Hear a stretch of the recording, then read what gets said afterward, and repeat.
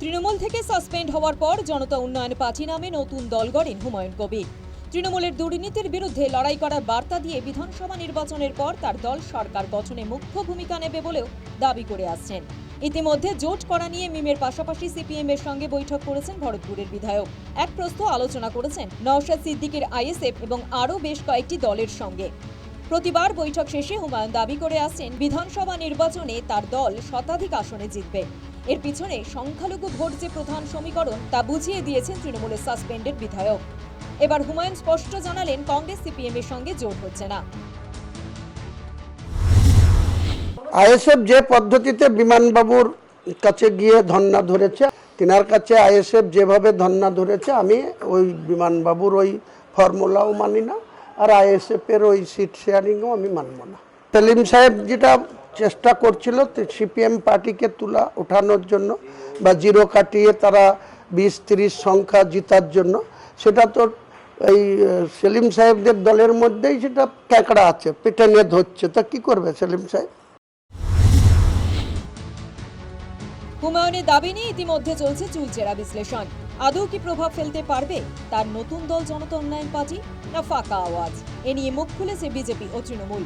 ক্ষমতায় এসে হুমায়ুনের দল থাকবে না বলে কার্যত হুঁশিয়ারি দিয়েছে গেরুয়া শিবির। সেই সঙ্গে ভরতপুরের বিধায়ককে কাগুজে বাঘ বলে কটাক্ষ করেছে রাজ্যের শাসক দল। রাজ্য জুড়ে এরকম বিভিন্ন ছোট ছোট মুসলিম দল আত্মপ্রকাশ করছে, যা আমার মনে হয় বাংলার জন্য সিঁদুরে মেঘ।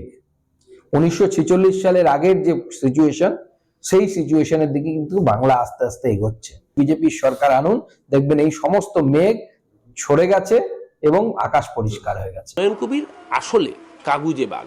উনি যখন কংগ্রেস ছেড়ে এসেছিলেন, মমতা ব্যানার্জি মন্ত্রী করেছিলেন, তাও বাই ইলেকশনে জিততে পারেনি, কারণ ওনার নিজস্ব ক্যারিশমা উনি কিছু কোনোদিনই জেতেননি। কখনো কংগ্রেসের সিম্বলে বাঘ হয়েছেন, কখনো তৃণমূলের প্রতীকে বাঘ হয়েছেন, কখনো বিজেপির প্রতীকে বাঘ হতে চেয়েছেন।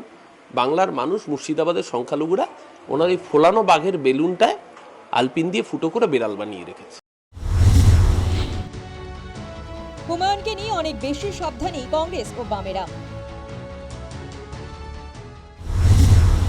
দেখুন, আমি তো ওই পার্টির ভেতরে খবর জানি না, ওরা ভালো বলতে পারবে যে তাদের সংগঠন কি হয়েছে না হয়েছে। ফলে কে ভাবছে, কতটা ভাবছে, এটা যারা ভাবছে তাদের বলার ব্যাপার। এটা আমরা মুর্শিদাবাদ জেলায় আমাদের মতো চলছি, দেখতেই পাচ্ছি। হুমায়ুন কবিরের কাছে কে সিট চেয়েছে? আমরা কোনো সিট চাইনি।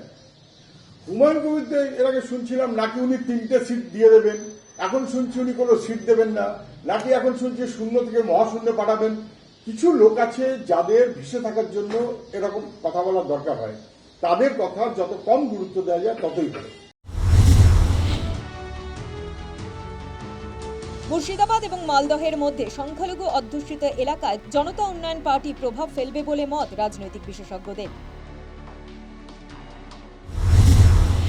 যেটা উনি বলছেন, আমি 100টা সিট পেয়ে গেলে আমি রাজার আসনে থাকবো, বিজেপি আসুক আর যেই আসুক আমাকে ওনাকে ভুল বলতে পারবে না, ওনাকে অস্বীকার করতে পারবে না, হয়তো মুখ্যমন্ত্রীও করতে হতে পারে। এইসব কথা উনি বলছেন, সেগুলো দুরাশা বলেই এই মুহূর্তে মনে হয়। তবে যেটা ঘটার সম্ভাবনা আছে যে মুর্শিদাবাদ, মালদা, উত্তর দিনাজপুর, যেখানে ব্যাপক অংশের মুসলমান মানুষরা রয়েছেন, যারা ভাবতেই পারেন যে তারা উপকৃত, এবং তারা হয়তো যদি ওনার দিকে যায়, প্রায় 40-50টা সিট উত্তরবঙ্গের কিন্তু একেবারে ভান্ডারেবল হয়ে যাওয়ার সম্ভাবনা আছে।